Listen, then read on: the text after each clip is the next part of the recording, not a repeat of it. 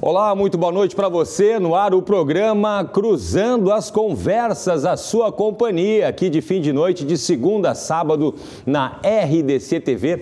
Eu estou muito feliz de estar aqui no Cruzando as Conversas, eu estou estreando, o cenário novo já tem há mais tempo, mas eu é a primeira vez que estou aqui nesse cenário novo. Estou achando fantástico, como sempre, dou uma arrumadinha na gravata ali. Olha que bacana.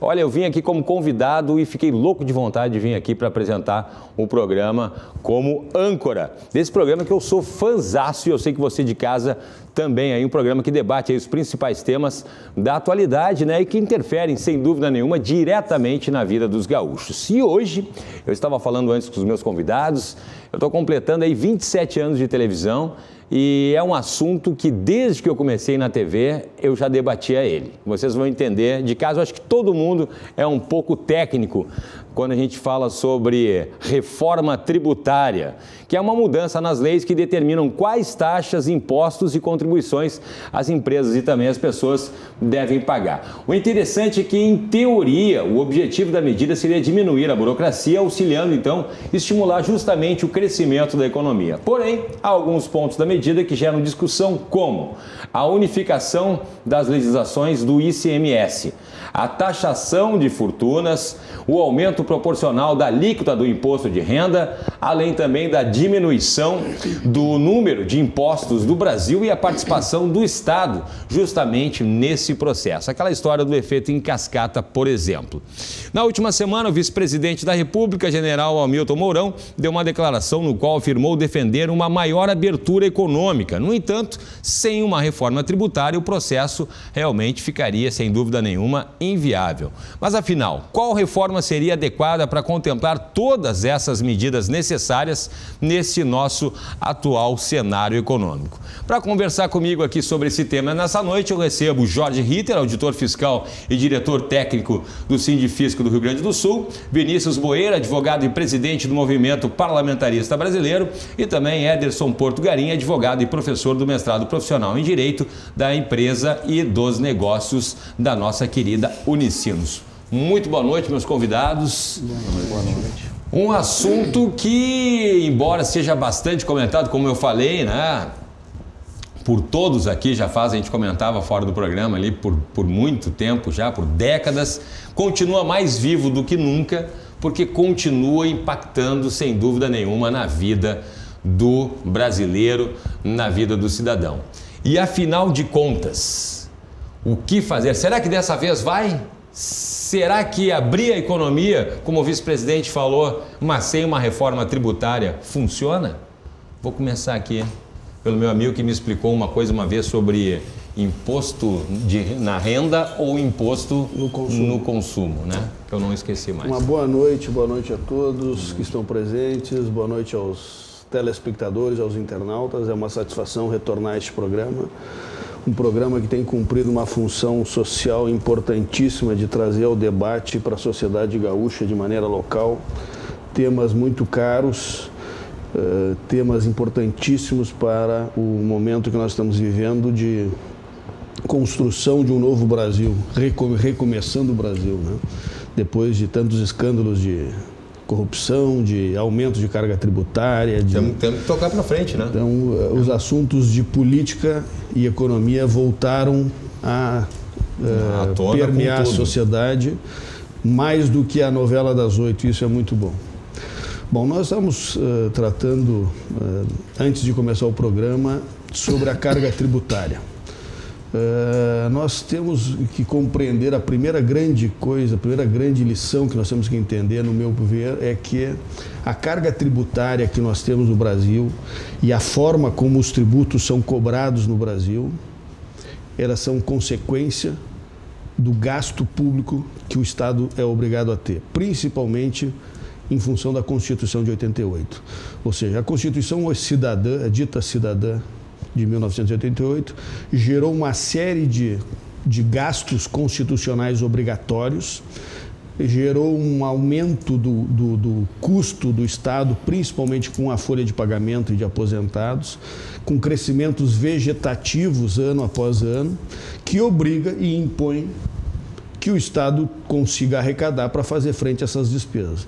Então, sempre que se fala em reforma tributária, e nós estamos falando antes do programa começar, que eu comecei a trabalhar em 1984.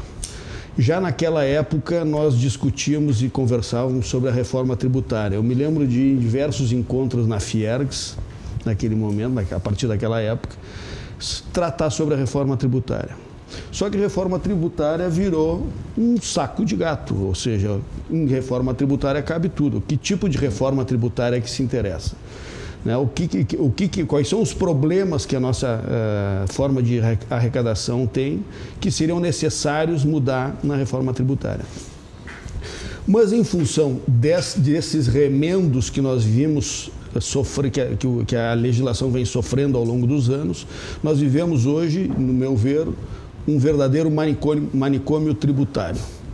Por quê? Porque dificilmente as pessoas conseguem compreender, e uma legislação onde a população não consegue compreender, ela vai ter dificuldade de cumprir.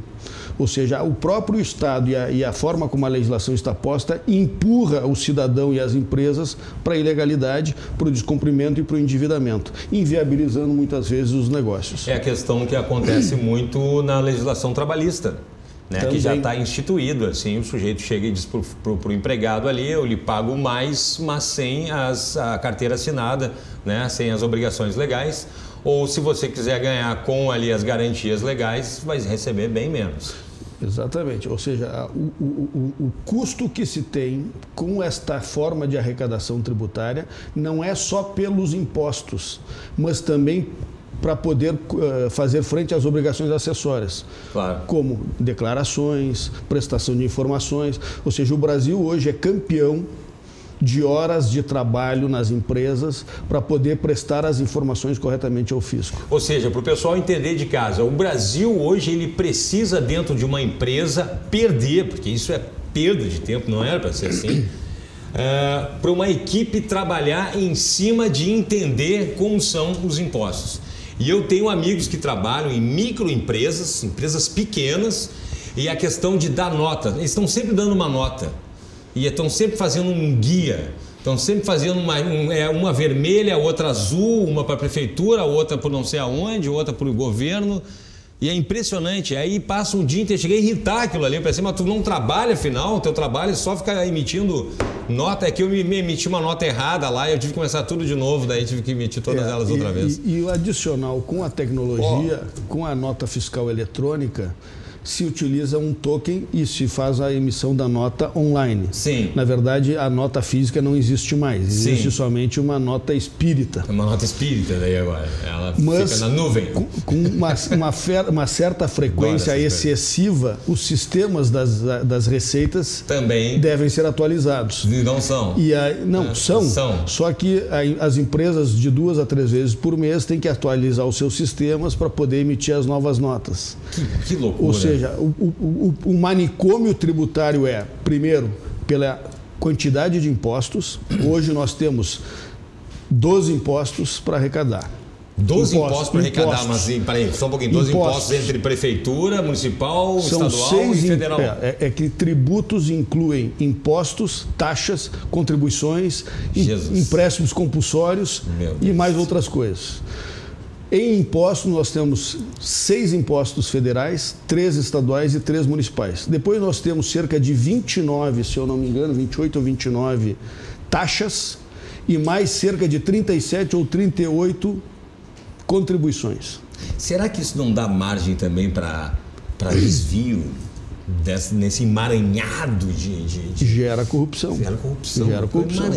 O tamanho excessivo do Estado e o tamanho excessivo de arrecadação acaba impulsionando para lá que se o cara botar a vírgulazinha pro lado aqui, der uma coisa, ou então essa nota sumir aqui e tal, entrar para lá, aí vai no computador, tira o token, baixa o arquivo e não sei o que, pá, saiu um dinheirinho. E ninguém viu, porque tem 29, né? Se entrou 28, quer ver se o cara vai contar toda hora. Ou seja, é muito difícil, é muito complexo. A gente brinca, mas é trágico.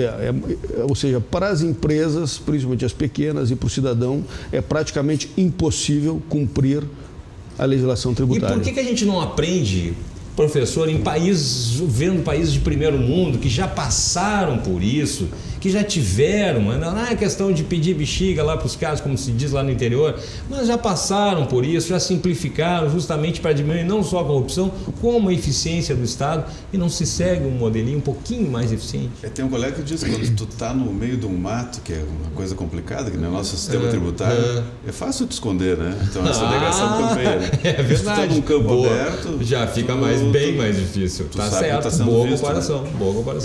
Então essa questão dos países mais desenvolvidos, que os países da OCDE, eles têm cargas tributárias mais altas que a nossa, né? Nós estamos em 32%, 33% e a média da OCDE é 34%. Então a questão do Brasil não é tanto a carga, mas o volume da carga. A distribuição dessa carga, a forma como ela está distribuída. E ela pesa no consumo, né? No consumo que foi sendo aumentado porque existe um efeito anestesia, né? Tu vai comprar um produto, tu compra, tu não sabe quanto de imposto tem ali. E tu está arrecadando, o Estado está arrecadando. Dentro dos Estados Unidos eles têm essa prática do more tax. O sales tax que é na boca do caixa, que tu enxerga quanto que isso não vai ficar para o comerciante. E a carga dele incide sobre o imposto de renda, que tu sente também, né? Tu enxerga, o imposto de renda eu estou pagando. Sim. Né? Você vai pagar no caixa, tu tem o sales tax, paguei 10% aqui nesse já está enxergando, já melhorou um pouquinho. É visível, né? Aqui nós temos uma concorrência entre a União, Estados e municípios. A União criou uma tributação sobre o consumo para... Existe uma espécie de guerra fiscal vertical, né? A União, ela tinha pouco no consumo, ela aumentou o PIS, PASEP, COFINS, tornou isso um valor adicionado, tentou competir com o ICMS. Ela tentou tomar o ICMS de uma forma, assim, competindo pela base, né? Os estados têm o ICMS, que foi erodido por uma enorme guerra fiscal, né? A gente está espalhado na federação, aí essa concessão de benefícios para atrair empresas, que começou ali na década de 90 com as montadoras, e depois se espraiou por todos os setores aí, né? As nossas fábricas de calçados foram lá para o Nordeste, exatamente. E tem a internacional, depois vai para a China, né? Sim. Então perdemos assim, uma base de tributação do ICMS. E os estados estão nessa crise aí também em função da Lei Candir, que passou a não incidir mais sobre a exportação de produtos agrícolas e semi-elaborados, soja, né? Que é muito interessante. E essa briga é impressionante, porque, por exemplo, a gente tem aqui o estado de Santa Catarina, aqui, que, por exemplo, na questão dos carros, né? O pessoal vai emplacar ali em Santa Catarina, vai comprar os carros de Santa Catarina, não só em Santa Catarina, mas também em Minas Gerais também. Lê-se aí as locadoras de veículos, todas com placas de Belo Horizonte. O IPVA é 2%, aqui é 3%. Não, e para locador é 1% lá. É 1%, exatamente. Locador é mais barato. Mas aí eu pergunto, porque a gente tem também, é uma espécie de uma federação, mas também é um presidencialismo parlamentarismo. Existe então, falando da guerra fiscal, ela vertical, que é da União com os estados e municípios, e a horizontal, que é entre os estados, pelo IPVA, pelo ICMS, concedendo benefícios, né? Então, isso, além de ser complicado, gera uma disputa por base tributária. Então, se a gente fizesse um IVA, agrupando IPI, PIS, PASEP, COFINS, né, que são tributos de consumo que estão na mão da União, o ICMS, que está na mão dos estados, e o ISS, que é o município, tudo isso é consumo, né? Sem falar nos tributos da União, que é do Simples, que incide sobre faturamento, da contribuição social sobre o lucro líquido, que é sobre faturamento. Tudo isso dá um enorme volume sobre o consumo e ainda partilhado. Uma parte na União, uma parte no Estado. Por isso que gera essa quantidade enorme de leis. Sendo que tem impostos da União que dão uma volta, né, para teoricamente voltar também para os estados também, que não voltam. Né? Sim, essas contribuições que a União criou e ampliou, elas não são repartidas com os estados e municípios. Ao passo que o imposto de renda e o IPI são repartidos, diminuíram, né? Até eu fiz isso de uma curva, né? O IPI ele não cresce, né? O imposto de renda ele segue uma linha mais ou menos. E as contribuições sobem nesse período. Então a União investiu nessa tributação sobre o valor adicionado e deixou de lado as outras formas de arrecadação. Mas não devolve. Não devolve. E além disso, ela fez a DRU, que desvincula esses recursos das contribuições para gastar em outras áreas dentro do governo. Então ela consegue liberar dinheiro. Em outras áreas dentro do governo, eu fico assim. Ou seja, tirar da Seguridade Social para... O governo... essa coisa do brasileiro também. Como é que é essa coisa do governo, o povo e o governo? O governo não deveria ser o povo também? Não é uma entidade que a gente vive brigando, o empresário e o governo, o povo e o governo. O governo parece que o governo é uma entidade assim do mal, que está sempre querendo se meter na vida do cidadão. O que é isso? Primeiro, uma boa noite aos telespectadores, aos colegas de mesa. Esse é um tema, eu acho que o Jorge, que me antecedeu agora, foi muito feliz ao abordar o problema em que coloca o governo, essa figura etérea aí, que a gente não sabe quem é, mas que tem 3 níveis, 3 esferas de deliberação municipal, estadual e federal, brigando pelos recursos, imaginando que essa fonte fosse infinita, mas na verdade ela é finita. É a sociedade que produz, são os indivíduos que geram riqueza, e o Estado começa a querer se apropriar dessa riqueza, como bem dito, brigando pela arrecadação. E se a gente observar ao longo da história, o que aconteceu com a tributação de vários setores da economia? O caso mencionado do aumento de PIS e COFINS sobre o consumo é um caso emblemático. A gente tem estados brigando pela arrecadação do ICMS e a gente tem, de outro lado, municípios também brigando com o Estado por causa do ISS e discutindo, especialmente sobre novas tecnologias, se deve incidir ISS ou ICMS. E aí eu coloco o cidadão, como é que ele vai planejar a sua vida, como é que ele vai organizar os seus negócios, sem ter a segurança de saber se ele está pagando certo. Como bem colocado pelo Vinícius, ele disse, e essa é a situação mais dura e cruel para o cidadão, para o empresário, ele não sabe, mesmo que de boa índole, e mesmo que bem assessorado, ele não pode assegurar que está fazendo certo. Isto é insano. Isso é insano. Nós temos inúmeras obrigações acessórias, como bem dito, gastamos em torno de 1.800 horas por ano, enquanto que os países minimamente organizados gastam em torno de 200 horas por ano. Sabe o que é isso? É muita diferença, né? É muita diferença pequena, poderia ser preciosismo. E eu gostaria de abrir um pequeno dissenso aqui com relação à carga tributária. Nossa carga tributária ela não pode ser comparada aos países da OCDE. O nosso país é um país de renda baixa, pobre. Nós somos um país pobre. Por que a gente tem um PIB grande? Porque o país é grande. Mas per capita, nós temos uma renda per capita muito baixa. Então, imaginar é quase incomparável comparar verdura com frutas. Comparar a Escandinávia com o Brasil, porque já que a Escandinávia tem uma tributação alta, o Brasil também pode ter. Está errado. Se nós não conseguirmos entender que é o setor produtivo que desenvolve o país e que a gente precisa liberar sim, e aí eu volto à pergunta inicial, é necessário liberar a economia, porque só assim vai aumentar a arrecadação. E para concluir, o que demonstra esse fenômeno, que é equivocado, o aumento da arrecadação no afã de imaginar que vão resolver os problemas do país, o Rio Grande do Sul aumentou a alíquota de ICMS. Qual foi o resultado? Redução da carga da arrecadação. Da arrecadação essa é uma fórmula elementar que todo mundo sabe que as empresas vão embora. É a deserção, que eu gostaria de chamar de deserção, não de sonegação, são as pessoas que optam por migrar. Eu tenho que chamar um intervalo, eu quero voltar no início do próximo bloco, então, a essa questão justamente dessa comparação do imposto aí com outros países em relação ao Brasil e essa questão do tiro no pé, por exemplo, aumentar ali um imposto e acaba diminuindo a arrecadação. A gente vai falar sobre isso em seguidinha no próximo bloco, não sai daí.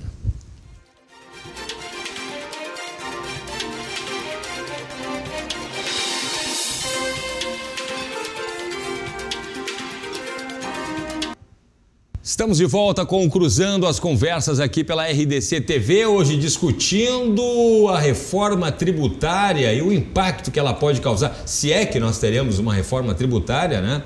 E os impactos e como ela pode ser feita, mas entendendo um pouquinho esse emaranhado de tributos que incide sobre as costas do cidadão brasileiro. Para debater o assunto aqui comigo, Jorge Ritter, auditor fiscal e diretor técnico do Sindifisco, Vinícius Boeira, advogado e presidente do Movimento Parlamentarista Brasileiro, estava aqui MPB, né? Quase que eu disse Movimento Música Popular Brasileira aqui, e do Ederson Porto Garim, advogado e professor da Unicinos. Eu esqueci de dizer o nosso número ali, 99-815-9990, para você participar do programa. No bloco anterior, a gente terminava ali concluindo sobre a questão da comparação dessa carga tributária brasileira, de 37% em média, ali, 35%, 40%, quase 40%, em comparação aos países mais organizados, digamos assim, para fugir daquela expressão que eu não aguento mais, países desenvolvidos, países fantásticos, países maravilhosos, tal, aquela coisa toda. Então, países um pouco mais organizados, que têm um pouco mais de experiência no assunto, né? E que já, de uma certa maneira, deram um jeito de resolver um pouquinho. Que o problema é o emaranhado de impostos, isso ninguém diverge, né? Por favor, pelo amor de Deus. Para entender, é muito imposto. É isso que tem as entidades também, né? Nós estamos falando, o senhor vai abrir lá uma floricultura, tem a associação dos floriculturistas, mas aí tem a associação dos floriculturistas que abre na esquina a 2 metros da calçada. Aí tem a associação dos floriculturistas de flores silvestres da Patagônia. Aí tem um negócio, aí o cara começa a ver o negócio dele, o cara tá já com o negócio aberto no primeiro mês e não parou de descobrir que tem que botar lá imposto, aquelas plaquinhas na parede e tal, para todo mundo que conseguiu fazer um sindicato para cobrar um impostinho do cara. Aí não dá para produzir nada nesse país, né? Ou não? É difícil. É difícil, né? Mas eu queria abordar, por favor, divergindo também do que foi dito aqui, a comparação da carga tributária brasileira com os países da OCDE no meu ver, é indevido.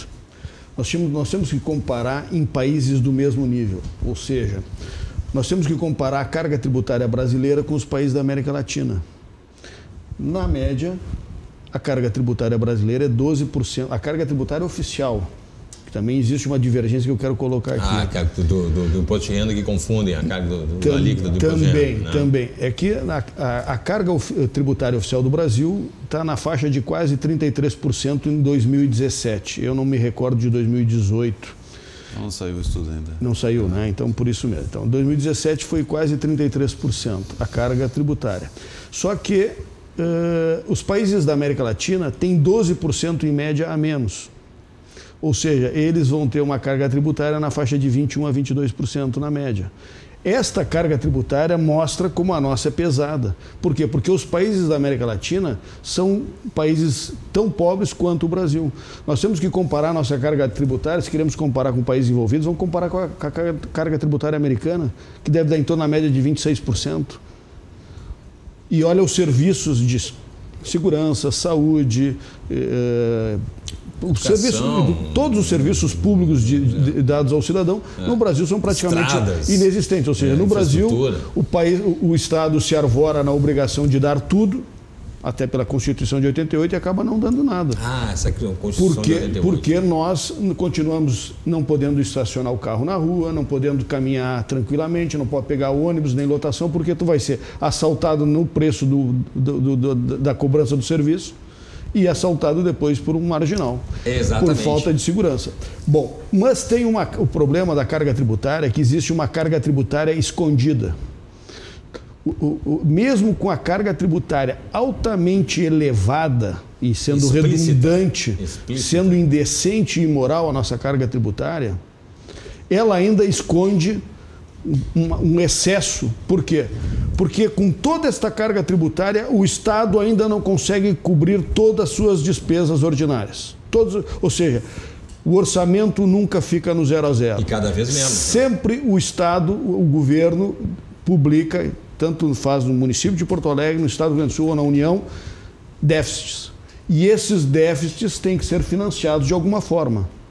Ou seja, o déficit não é nada mais do que aquela carga tributária que deixou de ser arrecadada naquele ano e foi financiado para o ano seguinte ou para as gerações seguintes.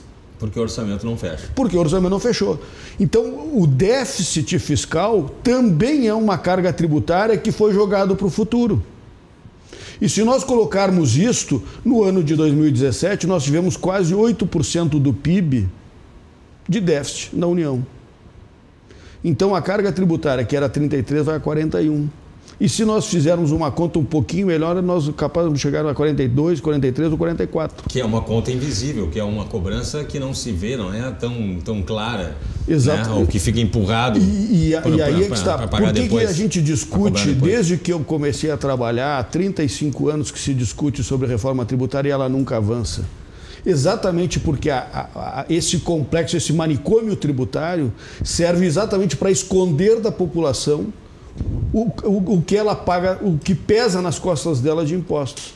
Ou seja, o Estado trata de criar N formas, enraizar a arrecadação tributária de maneira que ninguém consiga exatamente compreender o quanto paga e ninguém se revolta contra isso. Um exemplo disto é que, quando se colocou na obrigatoriedade de se discriminar nas notas fiscais o peso da carga tributária daquele produto, ninguém conseguiu cumprir a lei até hoje. É verdade. A lei, nas notas fiscais foi permitido colocar aproximadamente tantos reais em impostos. Outra que é a questão da pergunta que se faz quando se vai no supermercado, por exemplo, é a questão, o senhor quer CPMF, CPF na nota? É. CPF na nota. Eu vejo, estou na fila ali, maioria ninguém quer saber de CPF na nota. Até porque seria uma maneira... O dado... Vamos falar, né? Não, mas exatamente. Ou seja, quando havia a CPMF era para arrecadar recursos para a saúde. O recurso não foi para a saúde e as informações do CPF acabaram parando do CPMF pararam na Receita Federal exatamente para contrapor as declarações de imposto de renda. Ver quanto o sujeito gastava e quanto ganhava. O Estado acaba, como tinha o George Orwell escreveu em 1984, o grande irmão, Big Brother. É exatamente isso. O Estado é o grande irmão. O Estado cada vez mais é o grande irmão, cada vez mais ele cerca o cidadão de maneira a tolher a liberdade. É o sócio. É o sócio majoritário. Roberto Campos dizia, a empresa privada é aquela que é mandada pelo governo e a empresa pública é aquela que ninguém manda e ninguém se entende. O contrário, claro. Porque a empresa privada arrecada tem que entregar o dinheiro para o governo. Mas eu queria fazer umas considerações sobre a carga tributária nossa. Essa comparação. 33%, mesmo que tenha esse plus sobre os déficits, né? Sobre essa carga escondida. A questão da 32% para o Brasil, né, considerando o nosso enorme território. No Brasil cabe uma Alemanha, cabe vários países aqui dentro, pode colocar toda a Europa aqui dentro. E o nosso PIB é pequeno. Então, se tu tiver uma carga tributária abaixo disso que a gente tem, como é que o governo vai manter tanta estrada, tanto território, né? Toda a infraestrutura. Toda a infraestrutura, tudo que o Brasil comporta, tudo que se demanda do Estado no Brasil. Então, uma carga tributária menor que essa realmente seria impossível. A Alemanha, que tem um território pequenininho e tem um PIB muito maior que o nosso, os Estados Unidos tem um PIB 10 vezes maior que o nosso, ele pode ter uma carga tributária de 20%. A Alemanha tem maior que a nossa.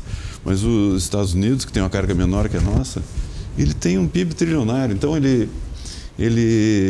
com 20% consegue ter um Estado super eficiente e taxando menos, né? Taxando mais na renda.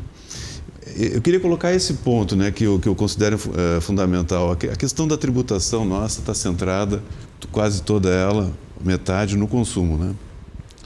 Se o Estado conseguisse tirar um pouco do consumo, né, não tudo, mas baixar o consumo e aumentar um pouco a renda, aumentar um pouco a tributação do patrimônio.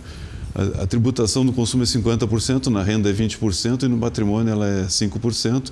Tem mais 25% na folha, que também é pesado, né? Inibe a criação de empregos. Então, se tu conseguisse colocar menos no consumo, as pessoas consumiriam mais, né?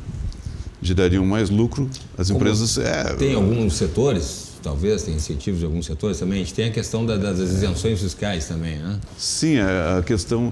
Se houvesse uma reforma tributária que coibisse os benefícios fiscais, a questão da guerra fiscal, né?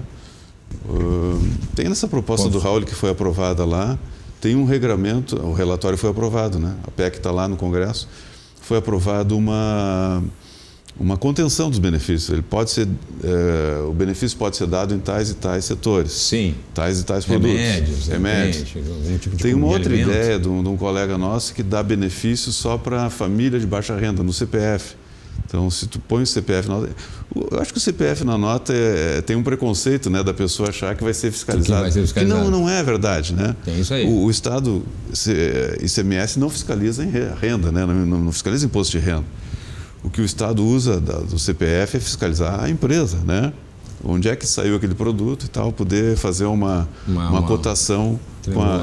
Mas é uma coisa que dá no consumo, geralmente quem dá a nota é microempresa e tal, isso aí não é uma coisa que deva preocupar o cidadão de não botar a nota, o CPF na nota, né? Mas só me explica, por favor, a arrecadação e a fiscalização se dá pela emissão da nota. Qual é a diferença que vai fazer para o Estado ter o CPF ou não, se vai ser emitida a nota do mesmo jeito? O CPF, quando a nota é emitida, quando o contribuinte pede o CPF na nota, o contribuinte emite a nota. Às vezes pode não emitir, né? Sim. Pode acontecer uma sonegação. Isso no nível de faturamento do Empresa Simples Nacional, ela tem um faturamento que ela não quer que apareça, né? Porque senão ela mas pode a nota fiscal, nós estamos partindo do princípio que o cidadão e a empresa são idôneos e estão emitindo a nota. Qual é a diferença que vai fazer na arrecadação constar ou não o CPF? Na arrecadação? Nenhuma. Essa informação... Existe um efeito de tu ter todo o rastreamento desde que tu saiu da fábrica até o consumidor final, se tiver o CPF na nota no varejo. Fica mais fácil. Existe um efeito psicológico, né, do contribuinte também. Eu estou pagando, eu ponho meu CPF. Então, eu sou um cidadão, eu estou pagando o meu imposto, né? É mais uma coisa simbólica do que efetivamente isso vai trazer uma arrecadação. Porque a gente sabe que o valor adicionado, a indústria sai e paga aqui, já paga na substituição tributária. Sim. Quando ele chega lá na ponta, já pagou 90% do imposto. Aquela ponta final, às vezes, eu paguei, né, eu ponho meu CPF, ela responde por uma fatia pequena da arrecadação. Nota nas campanhas. Mas é importante para o cidadão ele ter essa noção de estar pagando o imposto. E, enfim, é um programa que... E tem muita gente que põe porque dá um prêmio, desconto no IPVA, enfim. Eu acho que o cidadão deveria colocar isso por cidadania, né? Vou colocar porque eu estou pagando imposto no meu estado e espero um retorno, né? Mesmo que a gente saiba todos os problemas que a gente tem aí de administração de um país enorme como o nosso, né?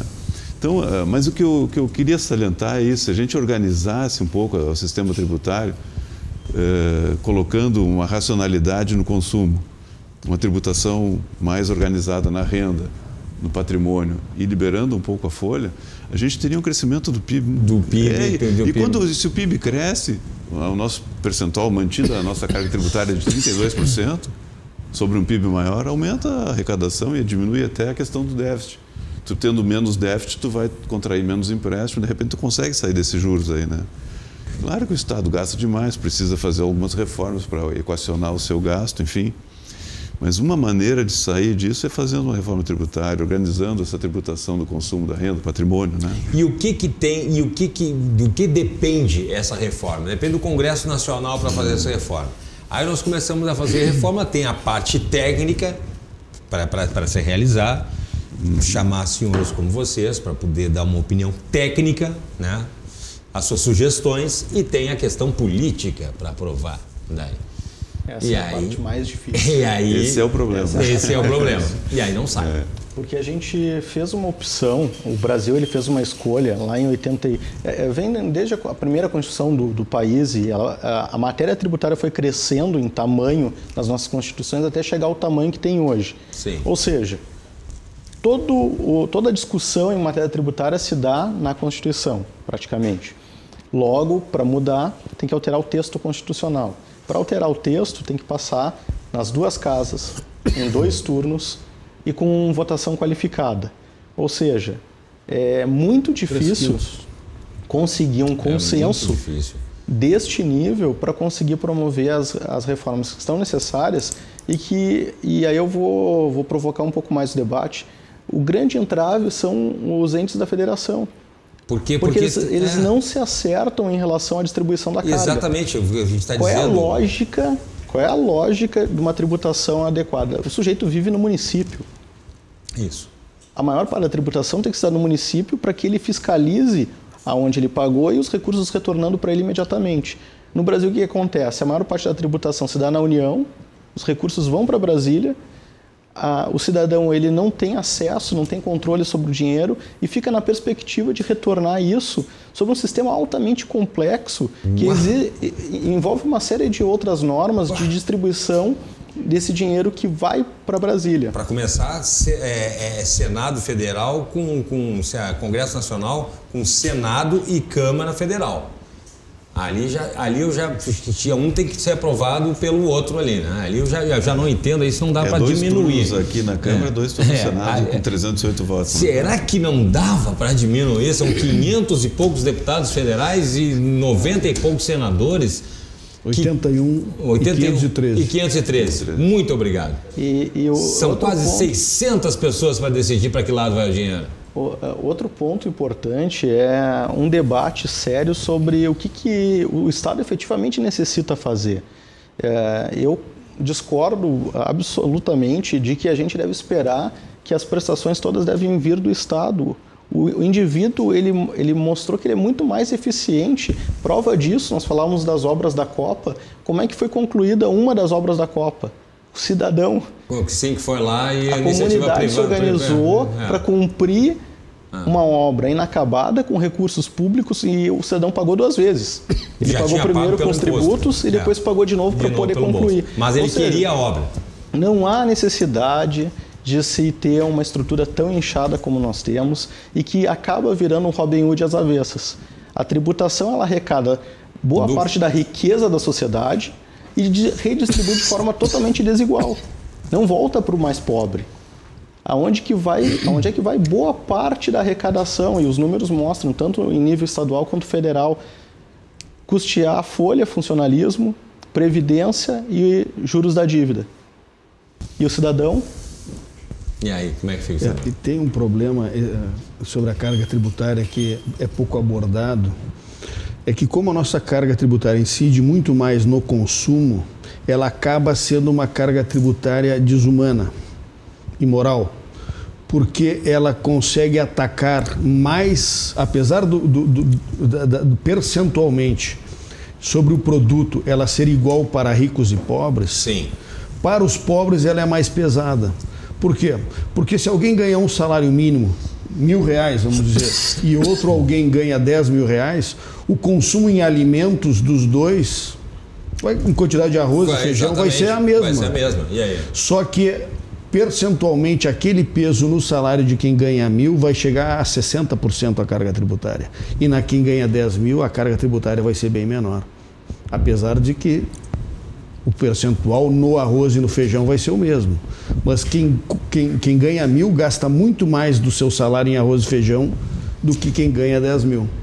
Então a carga tributária incidindo sobre o consumo acaba sendo uma carga tributária que penaliza, ou seja, quem paga mais é o pobre do que o rico. Por isso se diz que ela é regressiva. É uma tributação regressiva. Ao invés de ser progressiva no sentido de tributar quem tem mais condições, acaba tributando porque a gente acaba fazendo a tributação. E qual é o objetivo disso, ser colocado dessa maneira e não ser mudado? Quem paga imposto no Brasil é o pobre, né? Exatamente. 50% incide sobre o consumo, quem mais consome. Parece conversa de...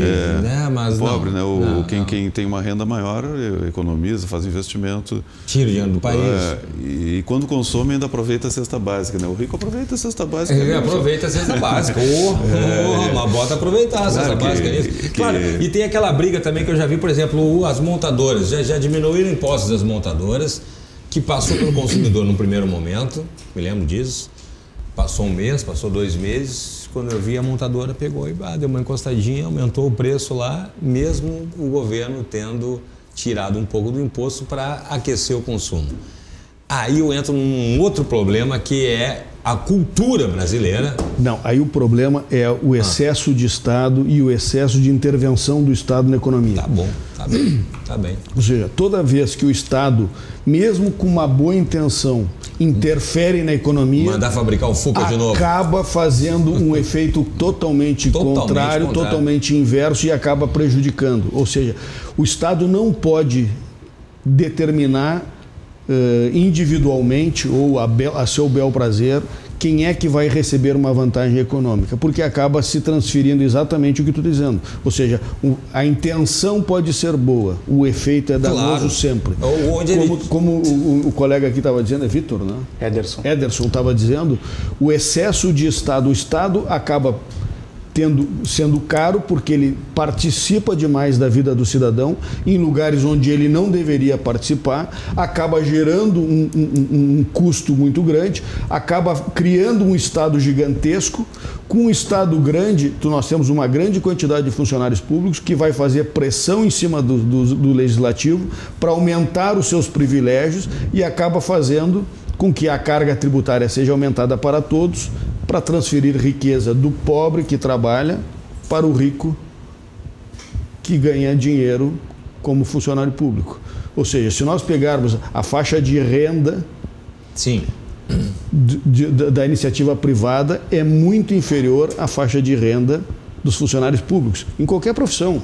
Pode ser engenheiro recém-formado, com engenheiro da iniciativa privada, com engenheiro recém-formado, funcionário público. Agora o funcionário público paga imposto na folha, ele paga 14% de previdência, paga imposto de renda. Quem não paga imposto de renda no Brasil é quem recebe dividendos, é o rico mesmo, né? O cara que ganha acima de 30 salários mínimos. Eu tenho um estudo da alíquota efetiva do imposto de renda, ela cresce progressivamente até 40 salários mínimos, depois ela faz assim. Quando o cara ganha acima de 40 salários mínimos, lá na faixa de 100 salários mínimos, a alíquota efetiva do imposto de renda é 2%, 3%. Então, quem realmente não paga imposto no Brasil é bem mais rico que o funcionário público, né?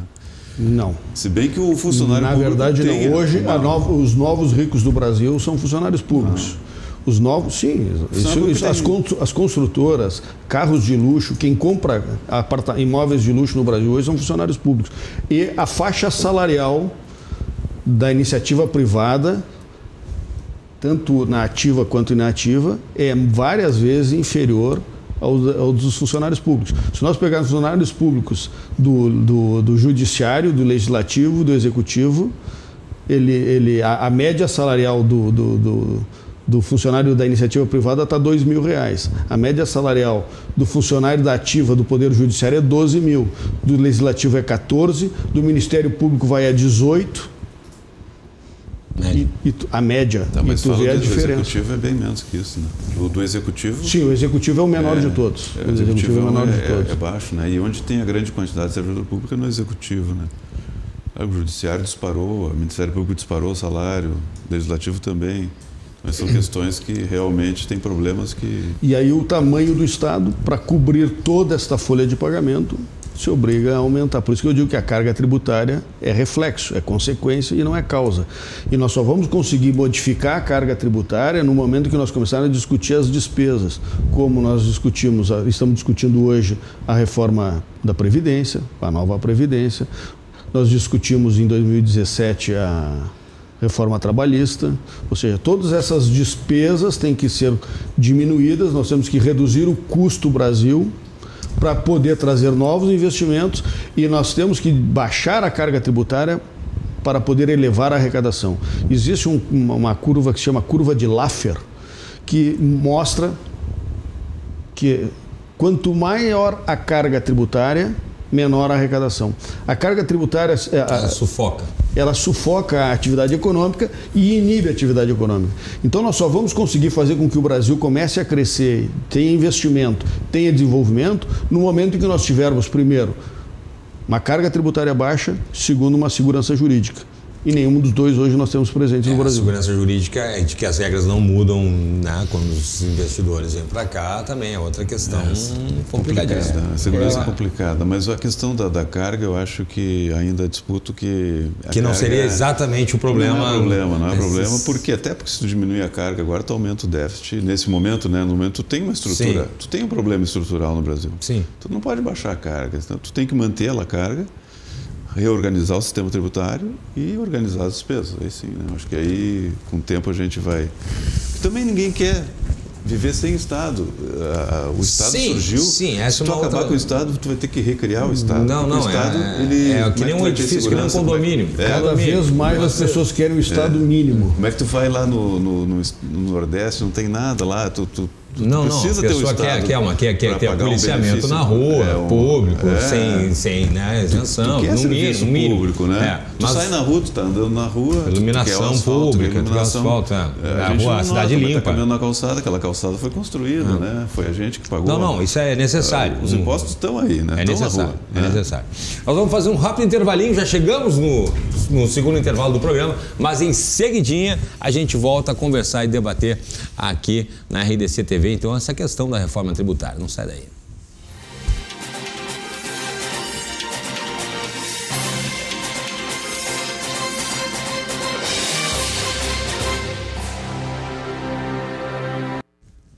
Muito boa noite para vocês, estamos de volta com o Cruzando as Conversas aqui pela RDC TV, hoje conversando sobre reforma tributária.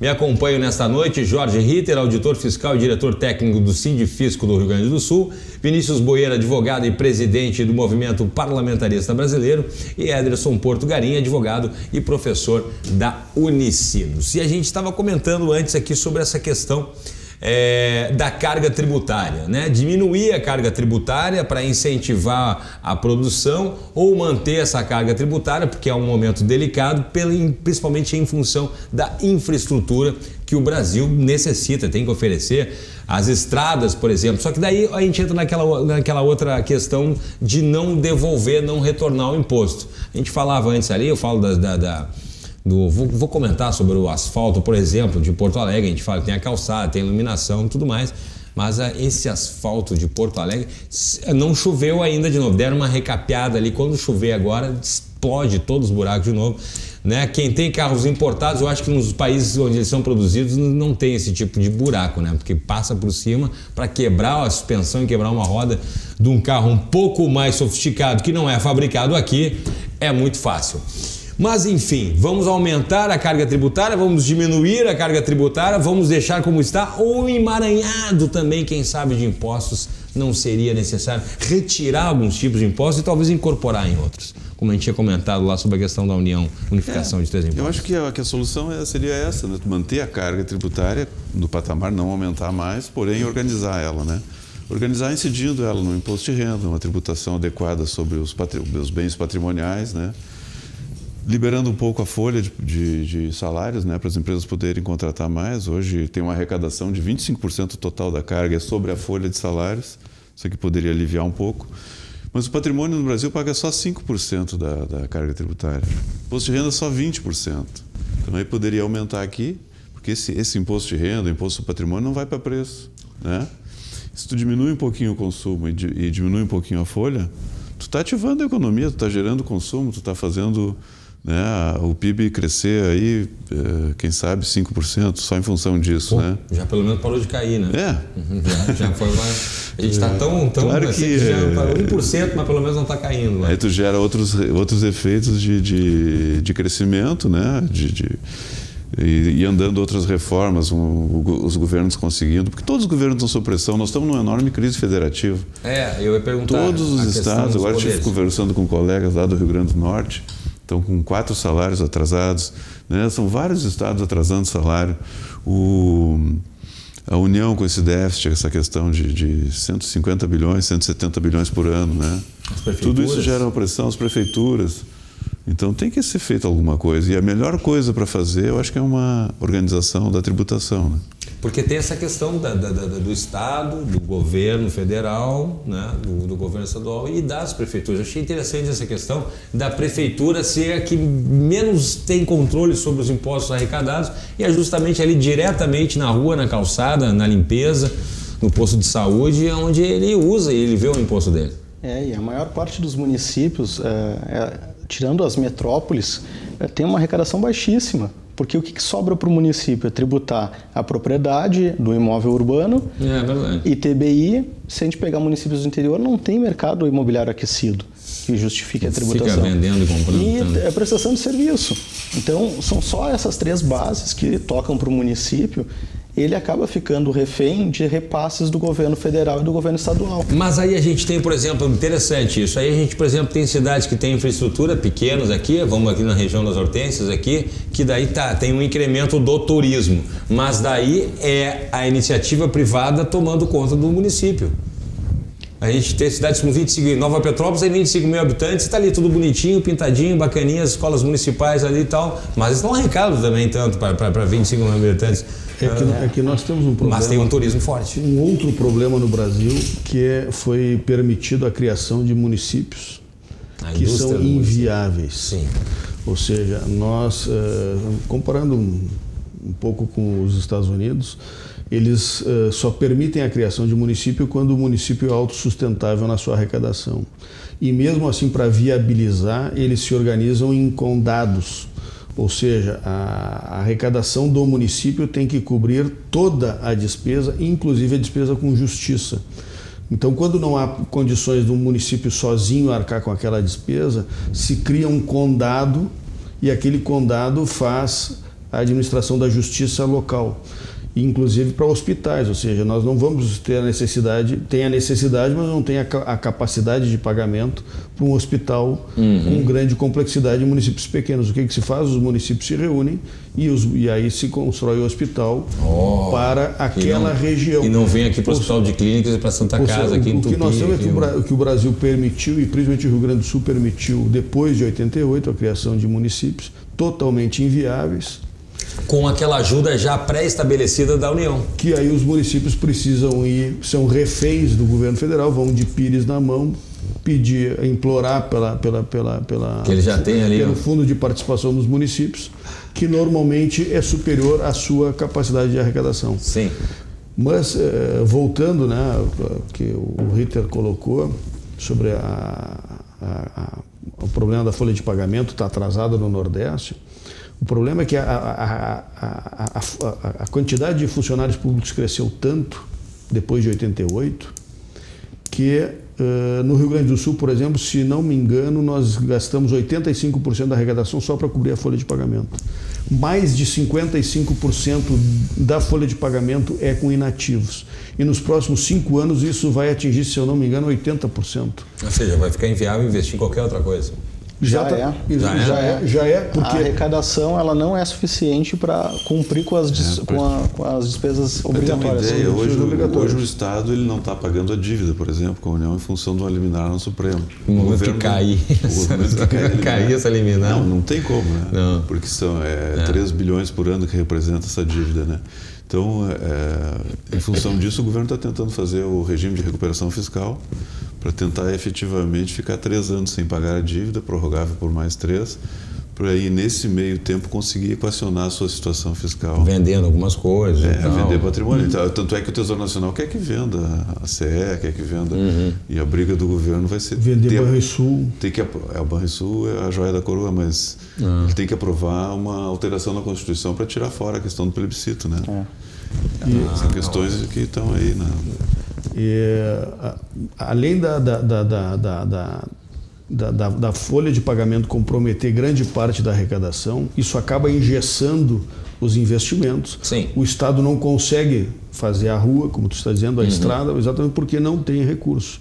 Então, sempre que se discute reforma tributária, me dá calafrios, porque se nós não discutirmos antes a diminuição da despesa, ou seja, equacionar as despesas, nós não temos como equacionar a receita. Sim, o que a gente estava falando antes. O que nós precisamos, no meu ver, a primeira coisa é simplificar para fazer com que as empresas e os cidadãos saibam exatamente como cumprir as suas obrigações tributárias e consigam arrecadar e até fiscalizar, inclusive. Com segurança jurídica para saber que quando pagou aquele tributo está extinta a exigibilidade dele, o que não ocorre hoje. Então a primeira coisa que precisa fazer é simplificar a arrecadação. Depois de simplificar e com a diminuição da despesa, começar assim a discutir a diminuição da carga. Até porque não podemos dizer assim, mas as isenções fiscais acabam por comprometer a arrecadação. A isenção fiscal se dá sobre um tributo que não existe. Ou seja, um exemplo claro, quando o Antônio Brito deu as isenções fiscais para Ford e para Chevrolet, para a GM se instalar no Estado, nós não tínhamos a arrecadação da GM. E se não desse aquelas isenções fiscais, a GM não vinha para o Rio Grande do Sul. Então toda aquela arrecadação hoje que tem a GM Ela existe exatamente porque foi dadas as isenções. Se nós não dessemos as isenções, nós não podemos reclamar de um imposto que não existia. Não tinha uma arrecadação, não tinha. Não tinha. Então, quando se dá a isenção, é exatamente isso, é tu gerar uma arrecadação que tu não tem ou que se tu não der, tu vai perder. Como aconteceu das empresas saírem do Rio Grande do Sul. E acontece, a quantidade de empresas que continua saindo do Rio Grande do Sul é muito grande. Mas esse imposto que não existe, se todos os estados tivessem uma regra que eles não pudessem dar benefício, a GM ia escolher um estado em função de outros fatores. Ela ia escolher, bom, eu vou botar perto ou ela ia embora do Brasil, como grande parte das empresas automobilísticas estão indo. Poderia, ou já foram. Mas algumas escolheriam o Brasil pela vantagem locacional. Né? Isso aqui tem um mercado consumidor bom, eu vou instalar aqui e vou escolher o estado. Aqui é mais perto do mercado, enfim. E aí as empresas considerariam vantagens econômicas, não tributárias, né, para se localizar.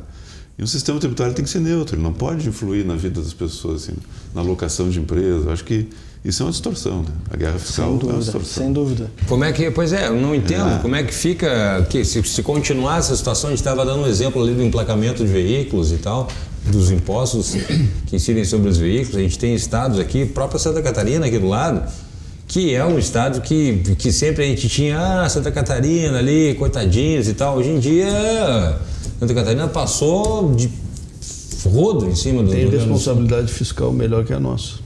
Ah, pois então. E é importante frisar que essa arrecadação que se imagina que esteja num patamar correto, que eu não concordo, ela inviabiliza a vinda de investimentos para cá. E aí, e por que a gente perde investimentos, a gente perde oportunidade? Porque produzir aqui e competir com o resto do mundo é muito caro. Seja no que diz respeito à carga tributária, seja no que diz respeito ao custo logístico, seja no que diz respeito à legislação trabalhista. Então, sempre o brasileiro vai perder em qualquer disputa por causa desses 3 fatores básicos. E ao invés de nós pensarmos numa solução para que seja atrativo para o investidor, para que seja atrativo para que as empresas se instalem no Brasil, nós estamos sempre pensando em como melhorar a arrecadação dos entes federativos. O cidadão não é chamado para discutir a reforma tributária. Nunca é chamado representante do contribuinte. É sempre representante da fazenda que vai lá e discute e apresenta as suas ponderações. E aí, qual é a discussão que se instaura no Congresso? Com quem que vai ficar com a maior fatia do bolo? Uma disputa recente que acabou com inúmeros negócios foi a reforma tributária chamada do e-commerce. Tributação. E quem é que era o maior interessado? Os estados que queriam recuperar a arrecadação porque estavam perdendo para os estados produtores. Então, porque o ICMS vendido direto da fábrica para o consumidor ficava com o estado da origem, os estados foram a Brasília brigar por isso, dividir o ICMS, e o que isso gerou? Complexidade, como nós falávamos, a ponto de um microempreendedor ele não saber recolher o imposto do Maranhão, do Piauí, porque ele vendia direto para o consumidor. Quem é que ganhou com isso? Ninguém. Ninguém ganhou. Os estados imaginavam que iam aumentar a arrecadação. A concepção do IVA ele é no consumo, né? O nosso sistema é que tem origem e destino. O nosso sistema, a tributação do ICMS é um híbrido, né? Ele fica parte na produção, onde está a fábrica. Mas isso é insano. É insano.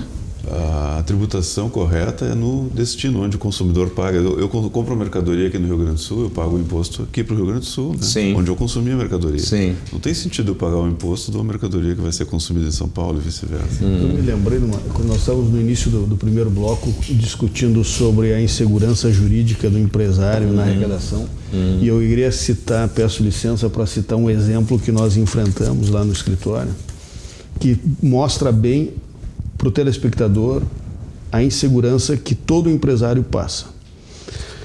Aquelas empresas que vendem planos de telefonia celular, ou seja, a TIM tem a sua empresa que bota toda a rede, mas para vender, por exemplo, para a RDC TV, que tem um plano empresarial, tem uma pequena empresa de representação que vende aquele pacote de linhas telefônicas para a TIM, para Vivo, para Claro, para Oi, para todas as empresas, né?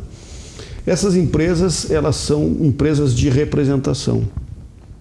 E na legislação municipal, quando a TIM vai pagar as comissões, a Vivo, a Claro, Oi vai pagar as comissões a essa empresa de representação, ela já desconta na fonte 3%, faz a guia de arrecadação municipal ADAM e paga o imposto, o ISS, respectivo daquela operação.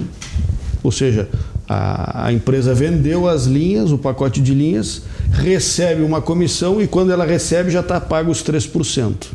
O que o município de Porto Alegre fez? Autuou todas as lojas, todas as empresas, as pequenas microempresas de representação comercial, dizendo que elas não eram representantes, elas eram agência e que o ISS deles não era 3%, era 5%. Pegou a nota fiscal, multiplicou por 60, porque regride 60 meses a prescrição, e autuou todas as pequenas empresas, as microempresas de representação comercial de linha telefônica em 2%. Inviabilizou todos os negócios. Olha, não seria, eu sou completamente leigo, não seria justo, pelo menos ao que me parece, avisar essas empresas e começar a dizer, olha, tá não, mas errado. A justiça reverteu isso. Ah, bom. Mas por favor. O sufoco, as noites de sono que os empresários perderam, pelo amor de Deus, as despesas para recorrer ao judiciário, contratar advogado. E o pior é o seguinte, que a primeira instância, o recurso administrativo, se perdeu por óbvio. Se foi ao Conselho de Contribuintes do município e se perdeu de zero. Nem as entidades empresariais votaram a favor. Se foi ao judiciário, se perdeu na primeira instância. O Tribunal de Justiça reverteu, o STJ e o STF confirmaram. Você vê que uma ação dessa tem que ir lá em cima. Tem que ir lá em cima para o pessoal. É absurdo. É um absurdo. Eu acho que a fiscalização ela tem que ser mais preventiva, mais educativa do que repressiva, né? Deixar a repressão para o segundo momento. Agora, essas confusões, essa insegurança, decorrem dessa distribuição dos impostos de valor adicionado, em vários impostos. Se tu conseguisse juntar o IPI, o ICS, o ICMS, juntar num tributo só e organizar essa legislação para ser mais ou menos uniforme no Brasil, tu acabaria com esses conflitos que tem entre o IPI, o ICMS, PIS/COFINS, que um incide em cima do outro, né? E tem conflitos, né? Aqui tem ISS, o Estado também acha que tem ICMS, dá conflito, uma altura. Exatamente. Não, e aí se você perguntar para o cidadão, como a gente estava falando também lá no início do programa... Tem que criar um imposto sobre bens e serviços amplo. Né? A questão de onerar, de perder o tempo e dinheiro para entender, para uma equipe dentro de uma empresa entender. O cidadão comum ele não entende. É isso. É tanto ir para cá, ir para lá. A gente até comentava no outro programa a questão por exemplo, do automóvel, do IPVA, imposto... Né? Propriedade de veículos automotores. Aí não, mas o sujeito tem que passar pela estrada e ele tem que pagar imposto. Não, mas ninguém disse que o IPVA tem que ir para a estrada. É um imposto. Não imposto. Não vai. É um imposto. Não vai. O que mas ele que ele vem lá do... O pessoal confunde com a antiga TRU. Taxa rodoviária única que se pagava. Exatamente. Mas é sobre o automóvel, então a primeira coisa que a pessoa vê é, bom, então vocês estão cobrando sobre o meu carro e sem contar... Não, mas então vamos instaurar o debate aqui, o manicômio tributário. Vamos enlouquecer. O IPVA é inconstitucional. Por quê? Porque o automóvel é um bem de consumo. Ele paga ICMS. Sim. Se paga ICMS, não pode pagar IPVA. Ou tu paga imposto no consumo, ou tu paga imposto na propriedade. No automóvel se paga sobre os dois. Isso é inconstitucional. Só não se consegue que o STF defina como inconstitucional, porque o STF não vai fazer um corte de arrecadação que vai inviabilizar o Estado. Ou seja, as decisões que o STF dá acerca da matéria não são julgadas com juridicidade correta. Claro. Porque senão inviabiliza o Estado. Ou seja, o IPVA é inconstitucional. Só falei. Mas está na Constituição. Mas é inconstitucional. Porque ele cria a bitributação. Porque a tributação ou é sobre o consumo ou é sobre a propriedade. Não pode ser sobre os dois. É verdade. O grande movimento, eu acho que é consenso aqui, que deveria ser feito, é simplificar a vida do cidadão. E a gente não está falando aqui para profissionais do direito, da contabilidade, a gente está falando para o telespectador. Sim, que é a maioria, a Dona Maria, que tem o seu mercado, ele quer simplesmente ganhar o seu dinheiro honesto e pagar o valor. Só que ninguém sabe hoje E o Estado está prestes a instaurar um novo regime que vai tornar mais complexo ainda. Ai, meu Deus. É verdade. Agora o seu Zé Dona Maria não dorme mais hoje. O sistema de substituição tributária agora sim, era para simplificar a arrecadação para o Estado, não para o cidadão, para o Estado. Sim. Tornar mais fácil concentrar em uma etapa. Aí se descobriu que o cálculo ele não era muito preciso porque na ponta ele tinha diferença. E os contribuintes ganharam no STF o direito de repetir o valor que pagou a mais, que foi recolhido lá naquela etapa. É uma média, né? Um valor médio que ele pode ser lá na venda final para o consumidor, tanto pode ser um pouco mais como pode ser um pouco menos. Né? Sim.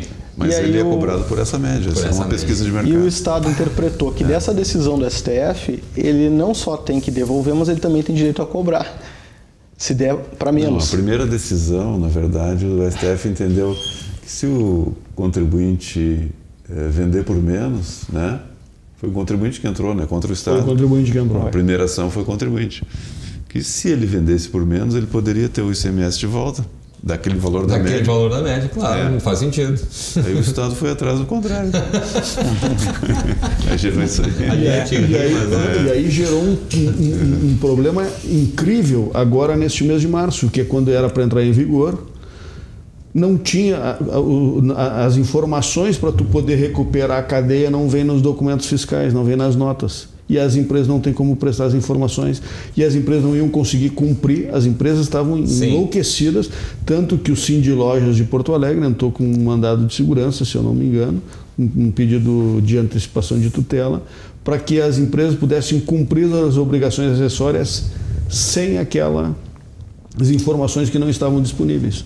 Ou seja, não tem como, é impossível cumprir as obrigações acessórias da forma como está. Agora imagina toda a venda tu apurar se foi a mais, se foi a mais, foi a menos, né? Humanamente. Que é exatamente o grande problema da injustiça, que é a substituição tributária. A substituição tributária, ela facilita a arrecadação para o governo, mas penaliza excessivamente a sociedade. Mas eu acho que em alguns produtos, assim, eu acho que o Supremo errou nessa.